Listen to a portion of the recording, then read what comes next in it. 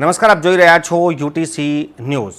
વડોદરા મહાનગરપાલિકાની આગામી સ્થાયી સમિતિની બેઠકમાં એક દરખાસ્ત આવી છે મ્યુનિસિપલ કમિશનર તરફથી અને આ દરખાસ્ત સૌ કોઈનું ધ્યાન ખેંચી રહી છે। આ દરખાસ્ત શું છે? વડોદરા મહાનગરપાલિકાએ ગત ધોરણ 10 અને 12ની પરીક્ષા દરમિયાન શાળાઓની બહાર મંડપ બાંધ્યા હતા અને વિદ્યાર્થીઓ અને વાલીઓ માટે પીવાના પાણીની સગવડ કરી હતી। આ મંડપ અને પાણીનો જે ખર્ચ છે તે આંખે વળગે એવો છે। વડોદરા મહાનગરપાલિકાએ ધોરણ 10 અને 12 બોર્ડ પરીક્ષા દરમિયાન શાળાઓની બહાર જે પાણીની વ્યવસ્થા કરી હતી એ પાણીનું બિલ 3,83,000 એટલે કે લગભગ 4 લાખ રૂપિયાનું આવ્યું છે। બીજી બાજુ જે શાળાઓની બહાર મંડપ બાંધવામાં આવ્યા હતા એ મંડપનો જે ખર્ચ છે તે ખર્ચ 24 લાખ રૂપિયા બતાવવામાં આવ્યો છે।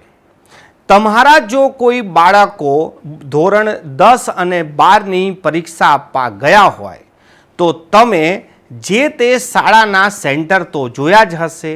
એ સેન્ટરની બહાર બાંધવામાં આવેલા તંબુ પણ તમે જોયા હશે અને અમે આશા રાખીએ છીએ કે તમે પાણી પણ પીધું હશે। એ પાણી વડોદરાની જનતાને 4 લાખ રૂપિયાનું પડ્યું છે। આ ગણતરી કેવી રીતે કરવામાં આવે છે, ક્યાંથી ઓડિટ થાય છે, કેટલા બાય કેટલાના મંડપ છે, પાણીની સપ્લાયના કેટલા જગ આવ્યા કે ટેન્કર આવ્યું કે કયા પ્રકારનું પાણી આવ્યું, આ તમામ વસ્તુઓ હવે લોકો ચર્ચા કરી રહ્યા છે કે આની તો તપાસ કરવી જોઈએ।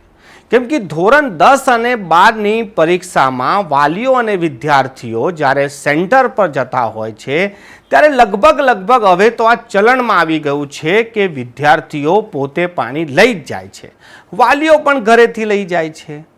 જો આપણે જગ મૂકવાની પણ પરંપરા હોય તો એક જગનું કોસ્ટિંગ 20 થી 30 રૂપિયા હોય છે।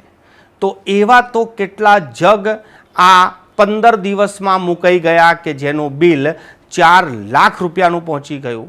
આ કયા પ્રકારનું ગણિત છે અને કયા પ્રકારના ભાવપત્રક છે, કોને આ કામ આપવામાં આવ્યું છે એની પણ જો તપાસ થાય તો દૂધનું દૂધ અને પાણીનું પાણી થઈ જાય।